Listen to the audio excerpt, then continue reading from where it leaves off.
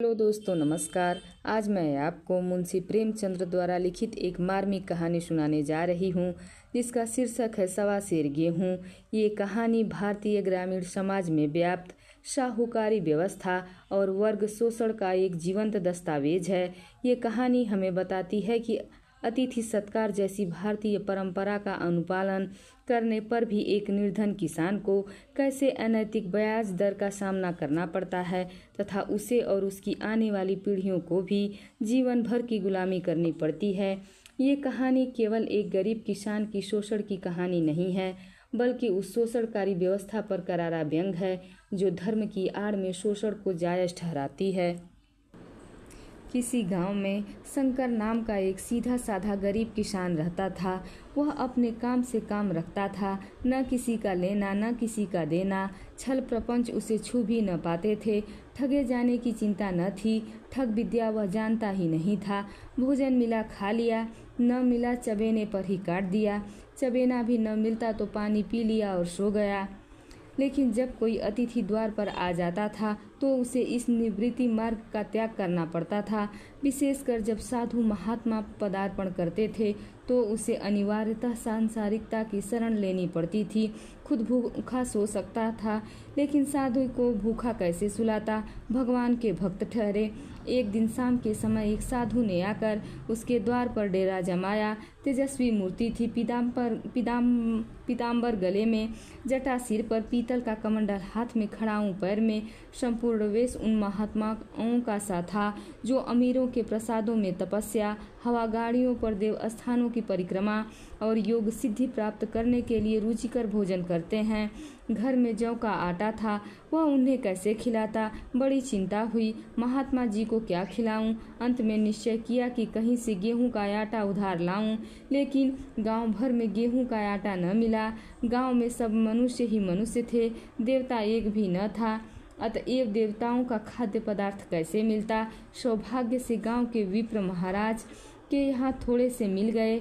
उसने सवा सेर गेहूं उधार लिया और पत्नी के पास पीसने के लिए दे दिए। महात्मा ने भोजन किया और लंबी तान कर सो गए। प्रातः काल वे उठे और किसान को आशीर्वाद देकर चले गए। इस वाक्या को गुजरे 7 साल बीत गए थे। विप्र महाजन हुए। शंकर किसान से मजूर हो गया। उसका छोटा भाई मंगल उससे अलग हो गया था। एक साथ रहकर दोनों किसान थे, अलग होकर मजूर हो गए थे। शंकर ने चाहा कि द्वेष की आग भड़कने न पाए, लेकिन परिस्थिति ने उसे विवश कर दिया। जिस दिन अलग अलग चूल्हे जले, वह फूट फूट कर रोया।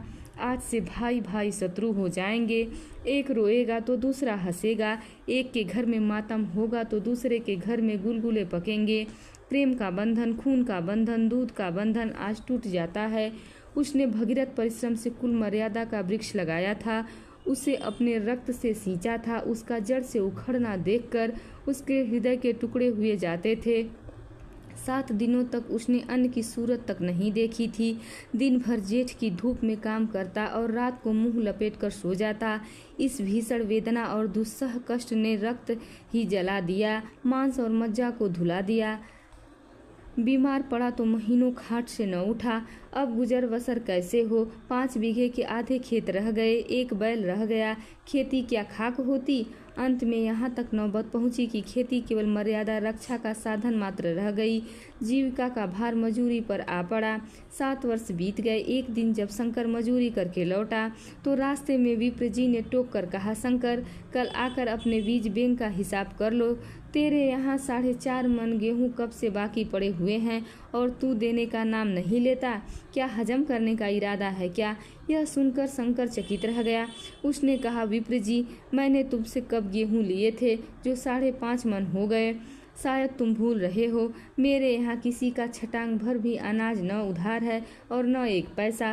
विप्र जी ने कहा, इसी नियत का तो यह फल भोग रहे हो कि खाने को नहीं जुड़ता। यह कहकर विप्र जी ने उस सवा सेर गेहूं का जिक्र किया जो उन्होंने आज से 7 वर्ष पहले शंकर को दिए थे। यह सुनकर शंकर अवाक रह गया। मन ही मन कहने लगा, हे ईश्वर, मैंने इन्हें कितनी बार खलिहानी दी, इन्होंने मेरा कौन सा काम किया। जब पौथी पन्ना देखते, साइन सगुन विचारने द्वार पर आते थे, कुछ न कुछ दक्षिणा ले ही जाते थे। इतना स्वार्थ! 1.25 सेर अनाज को अंडे की तरह सेकर आज यह पिशाच खड़ा कर दिया जो मुझे निगल ही जाएगा। इतने दिनों में अगर एक बार भी कह देते तो मैं इनका गेहूं तौल कर दे देता। क्या इसी नीयत से चुप साधे बैठे रहे? फिर प्रत्यक्ष में बोला, महाराज, नाम लेकर तो मैंने उतना अनाज नहीं दिया, लेकिन कई बार खलिहानी में सेर 2 सेर दिया है। अब आप आज 5.5 मन मांगते हैं, कहाँ से दूंगा? विप्र जी ने कहा, लेखा जो बख्शी 100 तुमने जो कुछ दिया होगा उसका कोई हिसाब किताब नहीं। चाहे एक बीज की जगह 4 पसेरी दे दो। तुम्हारे नाम बही में 5.5 मन लिखा हुआ है, जिससे हिसाब लगवा लो। दे दो तो तुम्हारा नाम छेक दूंगा, नहीं तो और भी बढ़ता रहेगा। शंकर महाराज, क्यों एक गरीब को सताते हो? मेरे खाने का ठिकाना नहीं, इतना गेहूं कहाँ से लाऊंगा? विप्र, तुम कहीं से भी लाओ, मैं एक छटांग भर भी नहीं छोड़ूंगा। यहाँ नहीं दोगे तो भगवान के घर तो दे ही दोगे। यह सुनकर शंकर काँप उठा। अगर वह पढ़ा लिखा होता तो कह देता, अच्छी बात है, ईश्वर के घर ही दे दूंगा। वहाँ की तौल यहाँ से कुछ बड़ी तो न होगी, कम से कम इसका कोई प्रमाण हमारे पास नहीं है, फिर उसकी क्या चिंता। लेकिन शंकर इतना तार्किक व्यवहार चतुर नहीं था। एक तो ऋण, वह भी ब्राह्मण का। बही में नाम गया तो सीधे नरक में जाऊंगा, इस ख्याल से ही उसे रोमांच हो गया। बोला, महाराज, तुम्हारा जितना होगा यही दूंगा, ईश्वर के यहाँ क्यों दूं? इस जन्म में तो ठोकर खा ही रहा हूँ, उस जन्म के लिए क्यों कांटे बोऊं? किंतु यह कोई निवाय नहीं है। तुमने तो राई का पहाड़ बना दिया। ब्राह्मण होकर तुम्हें ऐसा नहीं करना चाहिए था। उसी समय तगादा करके ले लिया होता तो आज मेरे सिर पर इतना बड़ा बोझ क्यों पड़ता? मैं तो दूंगा, परंतु तुम्हें भगवान के यहाँ जवाब देना पड़ेगा। विप्र, मुझे वहाँ का डर क्यों होने लगा? वहाँ का डर तो तुम्हें होगा। वहाँ तो सब अपने भाई बंधु हैं, ऋषि मुनि सब तो ब्राह्मण ही हैं, देवता ब्राह्मण हैं। जो कुछ बने बिगड़ेंगे संभाल लेंगे। तो बोलो, कब देते हो? शंकर, मेरे पास तो रखा नहीं है, किसी से मांग कर लाऊंगा तभी तो दूंगा। विप्र, अब मैं नहीं मानूंगा, 7 साल हो गए, अब मैं एक दिन की भी मोहलत नहीं दे सकता। गेहूं नहीं दे सकते हो तो दस्तावेज लिख दो। शंकर, मुझे तो देना है, चाहे गेहूं लो चाहे दस्तावेज लिखवा लो। किस हिसाब से दाम रखोगे? विप्र, यूँ तो बाजार का भाव 5 सेर का है, तुम्हें 5.25 सेर का काट दूंगा। शंकर, जब दे ही रहा हूँ तो बाजार भाव काटूंगा, पाव भर छुड़ा कर क्यों दोषी बनूं? हिसाब लगाया गया तो गेहूं के दाम 60 रुपये हुए। 60 रुपये का दस्तावेज लिख दिया गया। 3 रुपये सैकड़े सूद। साल भर में न देने पर सूद का दर 3.5 रुपये सैकड़े। 12 आने का स्टाम्प, 1 रुपये दस्तावेज की तहरीर शंकर को ऊपर से देनी पड़ी। गांव भर ने विप्र जी की निंदा की, लेकिन मुंह के आगे नहीं। महाजन से सभी का काम पड़ता है, उसके मुंह कौन आए? शंकर ने साल भर की कठिन तपस्या की। मियाद के पहले रुपया अदा करने का उसने व्रत सा कर लिया था। दोपहर को पहले भी चूल्हा नहीं जलता था, चबेने पर बसर होती थी, अब वह भी बंद हुआ। केवल लड़के के लिए रात को रोटियां रख दी जाती थीं। पैसे रोज का तंबाकू पीता था, यही एक व्यसन था जिसका वह कभी त्याग न कर सका था। अब वह व्यसन भी इस कठिन व्रत की भेंट चढ़ गया। उसने चीलम पटक दी और तंबाकू की हांडी चूर चूर कर डाली।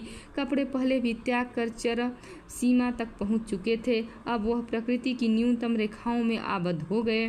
शिशिर की अस्थि बेधक शीत को उसने आग ताप कर काट दिया। इस ध्रुव संकल्प का फल आशा से बढ़कर निकला। साल के अंत में उसके पास 60 रुपये जमा हो गए। उसने समझा, पंडित जी को इतने रुपए दे दूंगा और कहूंगा, महाराज, बाकी रुपए भी जल्द ही आपके सामने हाजिर करूंगा। 15 रुपये की तो और बात है, क्या पंडित जी इतना भी न मानेंगे? उसने रुपए लिए और ले जाकर पंडित जी के चरण कमलों में अर्पण कर दिए। पंडित जी ने विस्मित होकर पूछा, किसी से उधार तो नहीं लिए?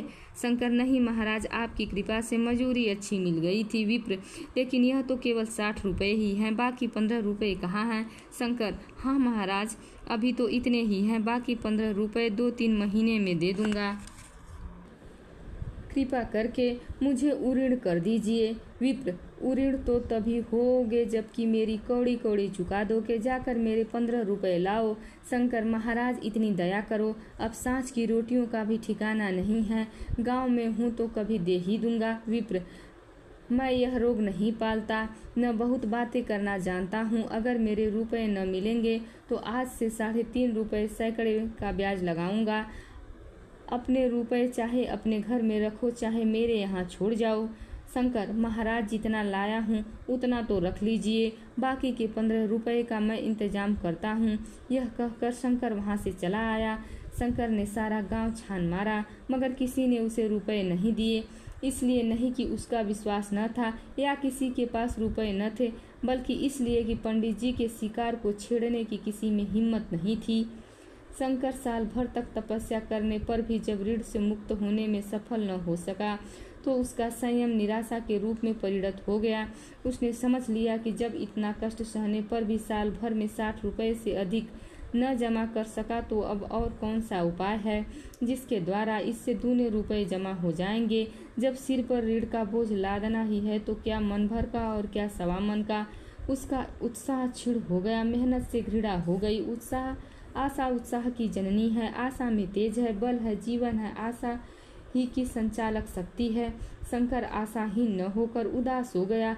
वह जरूरतें जिनको उसने साल भर तक टाल रखा था अब द्वार पर खड़ी होने वाली भिखारिणी न थी, बल्कि छाती पर सवार होने वाली पिशाचिनियाँ थीं जो अपनी भेंट लिए बिना जान नहीं छोड़ती। कपड़ों में चकतियों के लगाने की भी एक सीमा होती है। अब शंकर को चिट्ठा मिलता तो वह रुपए न जमा करता, कभी कपड़े लाता, कभी खाने की कोई वस्तु। जहाँ पहले तंबाकू ही पिया करता था वहाँ गांजे और चरस का भी चस्का लग गया। उसे अब रुपए अदा करने की कोई चिंता नहीं थी, मानो उसके सिर पर किसी का एक पैसा भी नहीं है। वह काम करने अवश्य जाता था, लेकिन काम पर न जाने का बहाना भी ढूंढता रहता था। इस तरह 3 वर्ष निकल गए। विप्र जी महाराज ने एक बार भी तकाजा नहीं किया। वह चतुर शिकारी की तरह अचूक निशाना लगाना चाहते थे। पहले से शिकार को चौंकाना उनकी नीति के विरुद्ध था। एक दिन उन्होंने शंकर को बुलाकर हिसाब दिखाया। 60 रुपये जो जमा थे वह मिन्हा करने पर अब भी शंकर के जिम्मे 120 रुपये निकले। हिसाब देखकर शंकर बोला, महाराज इतने रुपए तो उसी जन्म में दूंगा, इस जन्म में तो नहीं दे सकता। विप्र, मैं तो इसी जन्म में लूंगा, मूल न सही सूद तो देना ही पड़ेगा। शंकर, ठीक है, मेरे पास एक बैल और एक झोपड़ी है, वह ले लीजिए, इसके अलावा मेरे पास रखा ही क्या है। विप्र, मुझे बैल बधिया लेकर क्या करना है, मुझे देने को तुम्हारे पास बहुत कुछ है, लेकिन तुम देना नहीं चाहते। शंकर, महाराज और क्या मेरे पास है। विप्र, कुछ नहीं, तुम तो हो, आखिर तुम भी कहीं मजूरी करने जाते ही हो। मुझे भी खेती के लिए एक मजदूर रखना ही पड़ता है। सूद में तुम मेरे यहाँ काम करो, जब सुविधा हो मूल भी दे देना। सच तो यह है कि अब तुम किसी दूसरी जगह काम करने नहीं जा सकते जब तक मेरे रुपए नहीं चुका दो। तुम्हारे पास कोई जायदाद नहीं है, इतनी बड़ी गठरी मैं किस एतवार पर छोड़ दूं। कौन इसका जिम्मा लेगा कि मुझे महीने महीने सूद देते जाओगे, और कहीं कमाकर जब तुम मुझे सूद भी नहीं दे सकते तो मूल की कौन कहे। शंकर, महाराज सूद में तो काम करूंगा, मगर खाऊंगा क्या। विप्र, तुम्हारी पत्नी है, बेटा है, क्या वे हाथ पैर कटा के बैठे हैं। रहा, मैं तुम्हें आधा सेर जौ रोज कलेवा के लिए दे दिया करूँगा, और क्या चाहिए तुम्हें। यह सच है कि और लोग तुम्हें 6 आने रोज देते हैं, पर मुझे ऐसी गरज नहीं है। मैं तो तुम्हें अपने रुपए भरने के लिए रखता हूँ। शंकर कुछ देर तक तो विचार मग्न चिंता में डूबा रहा, फिर बोला, महाराज यह तो जन्म भर की गुलामी हुई। विप्र, गुलामी समझो चाहे मजूरी, मैं अपने रुपए वसूल किए बिना तुम्हें नहीं छोड़ सकता। तुम भोगोगे, तुम्हारा लड़का भरेगा, लेकिन हाँ, जब कोई नहीं रहेगा तब बात दूसरी है। इस निर्णय की कहीं अपील नहीं थी। मजदूर की जमानत कौन करेगा, कहीं शरण न थी, भागकर कहाँ जाता।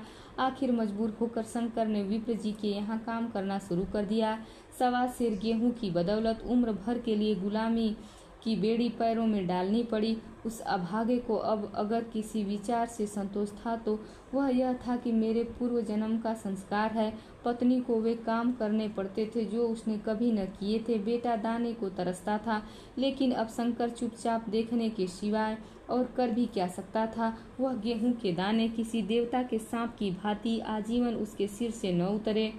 शंकर ने विप्र जी के यहाँ 120 वर्ष तक गुलामी करने के बाद इस दुस्सार संसार से प्रस्थान किया। 120 रुपये अभी तक उसके सिर पर सवार थे। पंडित जी ने उस गरीब को भगवान के दरबार में कष्ट देना उचित न समझा। इतने अन्यायी, इतने निर्दयी थे। उसके जवान बेटे की गर्दन पकड़ी। आज तक वह विप्र जी के यहाँ काम करता है। उसका उद्धार कब होगा, होगा भी या नहीं, भगवान ही जाने। पाठक, इस वृतांत को कपोल कल्पित न समझिए, यह एक सत्य घटना है। ऐसे शंकरों और ऐसे विप्रों से दुनिया खाली नहीं है। धन्यवाद। प्लीज़ वीडियो को लाइक कीजिए और चैनल को सब्सक्राइब कीजिए।